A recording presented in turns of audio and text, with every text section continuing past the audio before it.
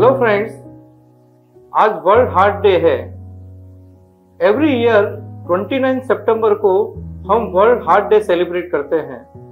First heart day world heart federation द्वारा year 2000 में 24 सितंबर को मनाया गया था और उसके बाद हर वर्ष ये सितंबर के 4th संडे को मनाया जाता है। बट 2012 के बाद में हर साल 29 सितंबर को वर्ल्ड हार्ट डे मनाया जाता है। अब आप पूछेंगे कि वर्ल्ड हार्ट डे क्यों मनाया जाता है? दोस्तों, हम हमारी लाइफ में कोई भी इंपॉर्टेंट डे होता है, जैसे हमारी बर्थडे होती है, एनिवर्सरी होती है, हमारी लाइफ में जो भी इंपॉर्टेंट इवेंट होता है उसको हम at least once in year celebrate करते हैं। हम क्यों सेलिब्रेट करते हैं? ताकि हम अपने लोगों को, अपने आप को विश कर सके। लोग हमको विश करते हैं, वो हमको जताते हैं कि हम उनके लिए कितने इम्पोर्टेंट है और पूरे वर्ष तक वो हमसे ऑब्लाइज रहते हैं या हम उनके ऊपर ऑब्लाइज रहते हैं। तो उसी थीम को ध्यान में रखते हुए वर्ल्ड हार्ट फेडरेशन ने हर साल वर्ल्ड हार्ट डे मनाने के लिए प्रपोजल रखा था। तो एटलीस्ट उस दिन हम हार्ट को सुरक्षित कैसे रखा जाए, हार्ट को हेल्दी कैसे रखा जाए, उसको बीमारी से बचाने के लिए क्या क्या उपाय हम कर सकते हैं, वह अगर किसी को हार्ट की बीमारी हो गई है तो उसके लिए हमें क्या क्या और प्रिकॉशन ले सकते हैं या हम उसको कैसे ट्रीटमेंट कर सकते हैं। तो ये सब अवेयरनेस के लिए हम once in year world heart day मनाते हैं। हर साल वर्ल्ड हार्ट डे का एक थीम होता है। तो इस साल का थीम है हार्नेस द डिजिटल हेल्थ। आजकल डिजिटल हेल्थ का जमाना है, तो harness the digital health to improve the power of awareness, prevention and management of cardiovascular disease globally, worldwide। तो हम सब मिलकर एक कोशिश करते हैं कि हम एटलीस्ट वंस इन ईयर हम अपने आप को हार्ट की बीमारियों के लिए जागरूक करें। हम अपने आसपास वाले लोगों को हार्ट की बीमारियों से कैसे बचा जाए उसके बारे में हम उन्हें अवगत कराएं। वह हार्ट की बीमारियों से कैसे बचा जाए उसको प्रिवेंशन के लिए उसके ऊपर हम ज्यादा फोकस या स्ट्रेस कर सके। तो इस साल का थीम है take the help of digital health. Digital health, आज की तारीख में डिजिटल इंफॉर्मेशन काफी इंटरनेट पर अवेलेबल है, एक्सेस इजी है। तो हमको वो एक्सेस में जो राइट इंफॉर्मेशन है उसको हमें कम्युनिटी तक स्प्रेड करना है और मैक्सिमम लोगों को हार्ट की बीमारियों से कैसे बचाया जाए। अगर हार्ट की बीमारी हो जाए तो उसके लिए आगे हम क्या प्रिकॉशन रखें, उसके लिए हमको पब्लिक को अवेयर करना है। यही वर्ल्ड हार्ट डे का एक थीम है। तो मैं आज आपको वर्ल्ड हार्ट डे के ऊपर हार्ट को हेल्दी कैसे रखा जाए उसके 10 टिप्स यानी 10 आपको टिप्स देने वाला हूँ जो आपकी day to day routine life से रिलेटेड है और काफी यूजफुल है। स्मोकिंग या टोबैको। स्मोकिंग का नाम आते ही हमारे दिमाग में सीधा लंग कैंसर घूमता है। बट स्मोकिंग केवल लंग कैंसर ही नहीं करता है, वो अस्थमा या दमा जैसी बीमारी भी करता है। हार्ट अटैक आने की संभावना या पैरालिसिस या स्ट्रोक आने की संभावना जो स्मोकिंग करते हैं उसमें 5 से 10 गुना ज्यादा होती है। जो यंग फीमेल्स स्मोकिंग करती है उनमें इनफर्टिलिटी या बांझपन की प्रॉब्लम भी हो सकती है, या लो बर्थ वेट बेबी भी जो स्मोकिंग करते हैं उसमें ज्यादा होती है। तंबाकू या जर्दा जब हम सेवन करते हैं तो ये मुंह का कैंसर कर सकता है, लंग का कैंसर कर सकता है, लीवर का कैंसर, आंतों का कैंसर, ओवरी का कैंसर, इवन ब्लड कैंसर भी कर सकता है। जिन लोगों को लंग कैंसर होता है उसमें 90% से ज्यादा लोग स्मोकर होते हैं। लेकिन यहाँ पर आपको घबराने की बात नहीं, एक खुशी की बात या खुशखबरी भी है। यहाँ जो लोग स्मोकिंग करते हैं यदि वो स्मोकिंग को छोड़ देते हैं तो उनकी बॉडी में विदिन 2 आवर्स यानी 2 घंटे के अंदर ही चेंजेस चालू हो जाते हैं और 2 साल के बाद में तो उनके अंदर हार्ट अटैक या स्ट्रोक स्मोकिंग की वजह से होने की संभावना बिल्कुल नहीं के बराबर हो जाती है और लंग कैंसर की संभावना 8 से 10 साल बाद में नॉन स्मोकर के बराबर हो जाती है। तो स्मोकिंग यदि आप करते हैं तो इसको तुरंत से स्टॉप कीजिए और विदिन 2 इयर्स आपको हार्ट अटैक आने की संभावना स्मोकिंग की वजह से बिल्कुल 0 हो जाएगी। अल्कोहल को हम डबल एजेड स्वॉर्ड बोलते हैं। यानी अगर आप स्टैंडर्ड या कम क्वांटिटी में लेते हो तो वो आपकी बॉडी के लिए फायदेमंद है, लेकिन आप मॉडरेट से एक्सेस लेवल में अल्कोहल लेते हो तो आपकी बॉडी में वो नुकसानदायक है।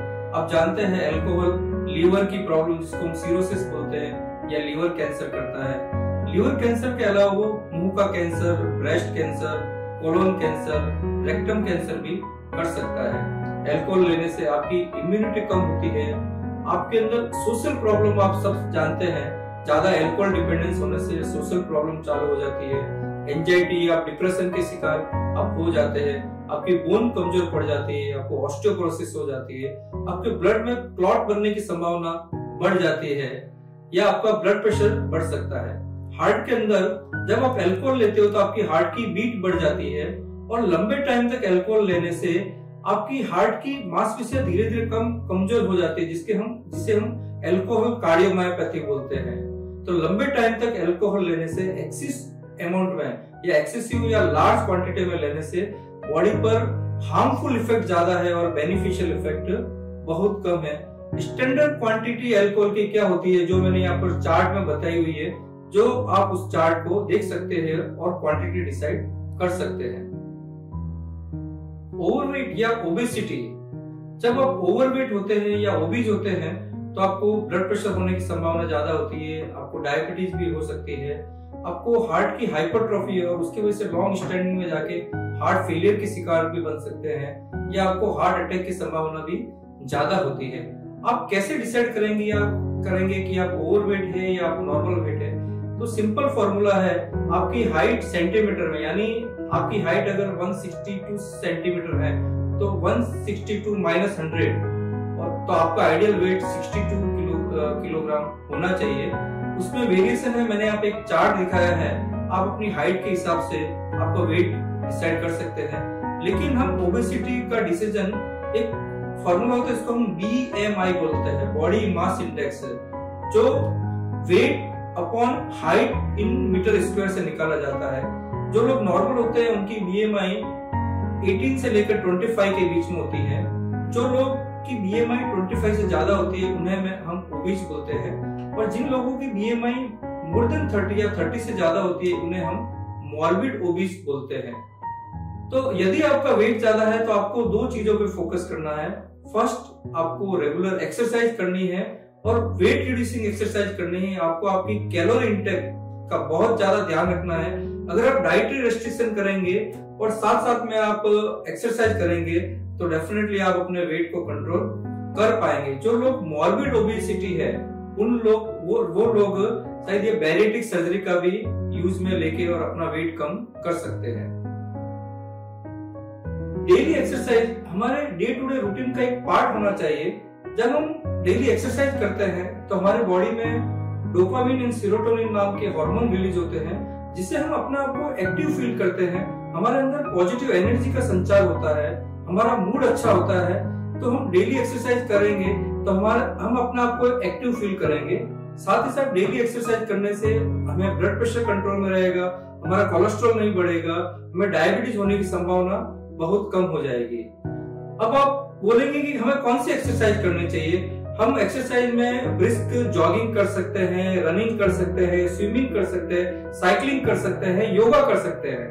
अमेरिकन हार्ट एसोसिएशन के द्वारा हमें ये रिकमेंड किया गया है कि एटलीस्ट एक एडल्ट को 30 से 40 मिनट डेली मॉडरेट से ब्रिस्क एक्सरसाइज, मॉडरेट से इंटेंस लेवल की एक्सरसाइज जरूर से करनी चाहिए, या 150 minutes 150 minute per week exercise करना बहुत ज्यादा जरूरी है। अगर आप एक्सरसाइज के बारे में डिटेल में जानना चाहते हो तो मैंने एक एक्सरसाइज के ऊपर भी एक वीडियो बनाई हुई है, उसको आप रेफर कर सकते हैं या आप उसको देख सकते हैं। ऑयल या घी, मेरे काफी पेशेंट मुझसे पूछते हैं कि एक बार उन्हें हार्ट की प्रॉब्लम हो जाती है तो उन्हें घी या तेल लेना चाहिए या नहीं लेना चाहिए। यूजुअली मैंने दो एक्सट्रीम तरह के पेशेंट देखे। एक तरह के पेशेंट जो हार्ट की प्रॉब्लम होने के बाद में घी तेल लेना बिल्कुल बंद कर देते हैं, और दूसरे तरह के पेशेंट होते हैं उन्हें काफी डाउट होता है कि हमें घी या तेल लेना चाहिए या नहीं लेना चाहिए। तो मैं आपको बताना चाहता हूं कि आपको ऑयल या घी ले सकते हो, लेकिन उसकी लिमिट होनी चाहिए। अगर आप एक्सीस या ज्यादा मात्रा में लोगे तो वो हार्ट के लिए नुकसानदायक है, लेकिन एक फिजियोलॉजिकल लिमिट में लेना ज्यादा जरूरी भी है। हमारे बॉडी में 4 तरह के फैट होते हैं, saturated fat, polysaturated fat, monosaturated fat and the trans fat. उसमें सबसे ज्यादा नुकसानदायक फैट होता है ट्रांस फैट।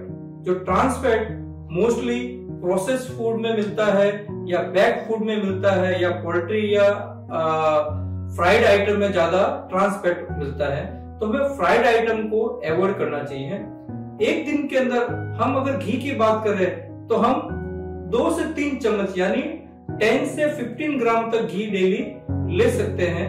यदि हम तेल की बात करें तो घी और तेल दोनों मिला के पर डे हम 6 to 7 स्पून यानी 25 से 30 ml तक ऑयल या घी डेली टोटल ले सकते हैं।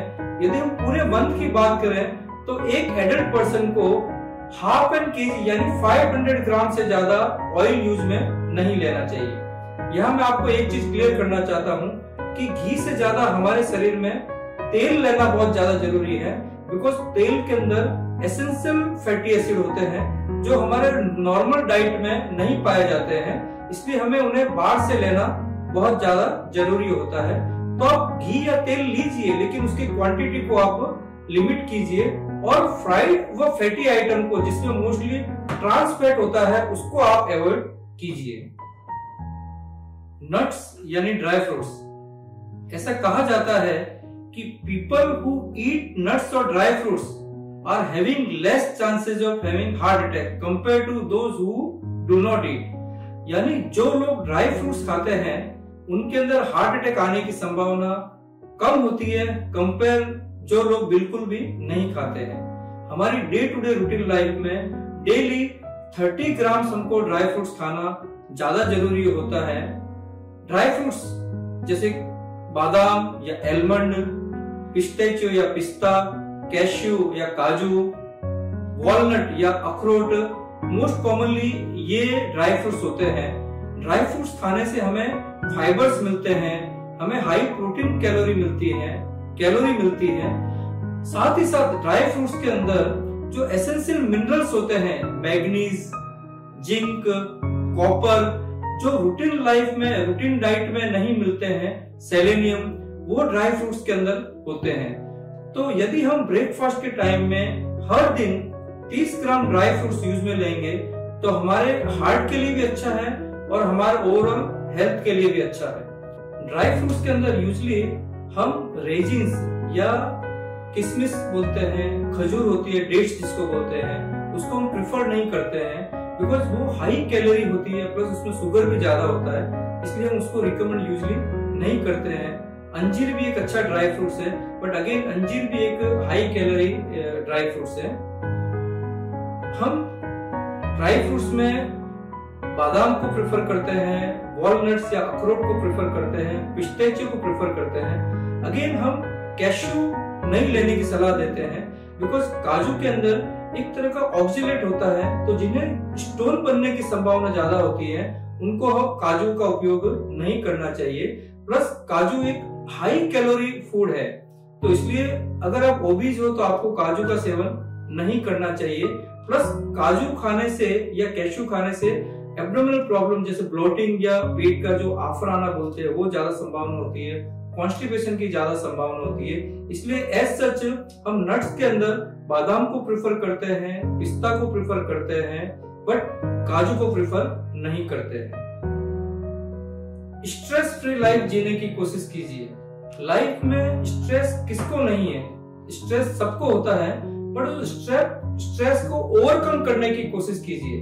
अपने ब्रेन को आप ऐसा ट्रेन कीजिए कि आप पॉजिटिव चीज को ज्यादा सोच सके और नेगेटिव चीज को नेग्लेक्ट करने की कोशिश कीजिए। आपने देखा होगा काफी लोग जो होते हैं वो छोटी चीज पे इरिटेट हो जाते हैं, छोटी चीज पे उनका मूड खराब हो जाता है और पूरे दिन उनका मूड खराब रहता है।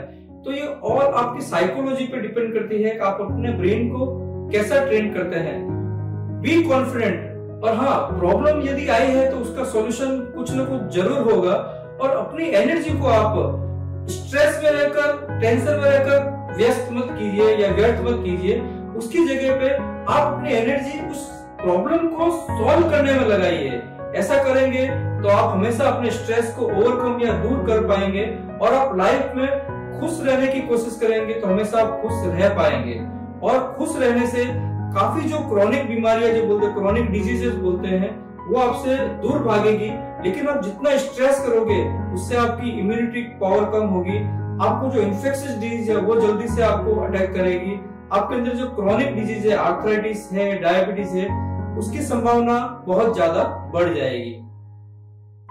आपके बॉडी व माइंड को रिचार्ज करने के लिए आपको 7 to 8 आवर्स की स्लीप यानी 7 से 8 घंटे की नींद बहुत ज्यादा जरूरी होती है।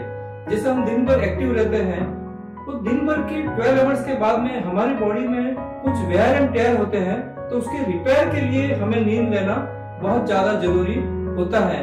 नींद लेने से हमारी मेंटल फटीग कम होती है और हमारा इम्यून पावर या हमारा इम्यून सिस्टम बूस्ट होता है, हमें हमारा मूड एलिवेट होता है या हमारा मूड इंप्रूव होता है, हमारी प्रोडक्टिविटी बढ़ती है, हमें हमारे एरर्स कम होती है यानी हमारे से गलतियां कम होती है, हमारी मेमोरी इंप्रूव होती है और हम एक्सेसिव वर्क करने के लिए तैयार होते हैं। तो डेली हमें 7 से 8 घंटे की नींद लेना अत्यंत ही ज्यादा जरूरी है। यदि हमें हेल्दी रहना है तो हमारे आसपास का एनवायरनमेंट हेल्दी होना या क्लीन होना बहुत ज्यादा जरूरी है। जैसा कि आप जानते हैं पॉल्यूशन वाली जगह पे हम काम करते हैं या पॉल्यूशन ज्यादा होता है तो उसकी वजह से लंग्स की प्रॉब्लम ज्यादा होती है। उसी तरह से यूजली जो लोग स्मोकर्स के बीच में रहते हैं, जिन्हें हम पैसिव स्मोकर बोलते हैं, वो स्मोकिंग करते नहीं है लेकिन स्मोकिंग करने वालों के साथ में रहते हैं, उसकी वजह से भी उन्हें हार्ट की प्रॉब्लम होने की संभावना ज्यादा होती है। शायद ये लोग रियलाइज भी नहीं करते हैं कि उनको भी उतनी रिस्क होती है जितनी एक्टिव स्मोकिंग करने वालों को होती है। तो जो लोग आपके आसपास स्मोकिंग करते हैं, जब वो स्मोकिंग कर रहे हो तो आप उनसे थोड़ा दूर रहिए। अभी कोविड के टाइम में सभी लोग मास्क लगाना यूजुअली लगाते हैं और मैं जो फैक्ट्री वर्कर्स या मैनुअल वर्कर्स जिनके चारों ओर डस्टी एनवायरनमेंट होता है, मैं उनको सजेशन दूंगा कि आप जब काम पे जाए तो एटलीस्ट 3 प्लाई मास्क जरूर लगा के जाए ताकि आप उस डस्ट भरे एनवायरनमेंट से बच पाए। साथ ही साथ जितना आपका क्लीन एनवायरनमेंट होगा उससे आपको दूसरी लंग्स की प्रॉब्लम या जो भी क्रॉनिक डिजीजेस होने की संभावना बहुत कम हो जाएगी। एक स्टडी में ऐसा पाया गया है कि आपके घर के आसपास अगर क्लीननेस नहीं है, यदि आप जिस रूम में सोते हैं अगर वो क्लीन नहीं है तो उससे आपको नींद भी पूरी साउंड स्लीप नहीं आती है और उससे क्रॉनिक बीमारियां या मतलब लंबे टाइम की बीमारियां होने की संभावना ज्यादा बढ़ जाती है। इसलिए हमारे आसपास का एनवायरनमेंट क्लीन होना बहुत जरूरी है। क्लीन एनवायरनमेंट के साथ में हमारा माइंड क्लीन होना बहुत ज्यादा जरूरी है। हमारे माइंड में भी हमको हमेशा पॉजिटिव चीजों के बारे में ज्यादा सोचना है, हमें नेगेटिविटी को इग्नोर करना है, तब ही हम हेल्दी रह पाएंगे। यदि आपके हार्ट को हेल्दी रखना है तो चाहे आपको डायबिटीज हो या ब्लड प्रेशर हो या कोलेस्ट्रॉल ज्यादा हो, यदि आप उन्हें दवाई से कंट्रोल में रखेंगे तो संभवतया आपको हार्ट की प्रॉब्लम आने की संभावना बिल्कुल कम हो जाएगी। चाहे आपको डायबिटीज है, चाहे आपको ब्लड प्रेशर है, चाहे आपको हाई कोलेस्ट्रॉल है, लेकिन अगर आप मेडिसिन रेगुलरली लेंगे तो वो बीमारी आपके हार्ट को अफेक्ट नहीं कर पाएगी। तो दोस्तों, हार्ट को हेल्दी रखने के लिए जो मैंने इस वीडियो में आपको टिप्स दिए हैं, आशा करता हूं कि आपके और आपके परिवार के लिए यूजफुल रहेंगे। यदि आपने अभी तक आपके हार्ट का ध्यान नहीं रखा है तो कोई बात नहीं, आज से ही ट्राई कीजिए, आज से ही शुरुआत कीजिए। जो चला गया उसे सोचा नहीं करते, जो मिल रहा है उसे खोया नहीं करते हैं। जो चला गया उसे सोचा नहीं करते हैं, जो मिल गया उसे खोया नहीं करते। हासिल उन्हें होती है सफलता जो वक्त और हालात पर रोया नहीं करते। तो फ्रेंड्स, हम इस वर्ल्ड हार्ट डे पर एक ये प्रण करते हैं कि हम हमारे हार्ट को हेल्दी रखने का हर संभव प्रयास करेंगे। और ये इतना डिफिकल्ट भी नहीं है। हमारा हार्ट हमसे क्या चाहता है कि हम स्मोकिंग ना करें, हम तंबाकू का उपयोग ना करें। हमें अगर डायबिटीज या ब्लड प्रेशर या कोलेस्ट्रॉल है तो उसे हम कंट्रोल में रखें, हम रेगुलर एक्सरसाइज करें, हम फ्राइड व फैटी आइटम्स को अवॉइड करें। And last but not the least, enjoy stress free life and healthy life.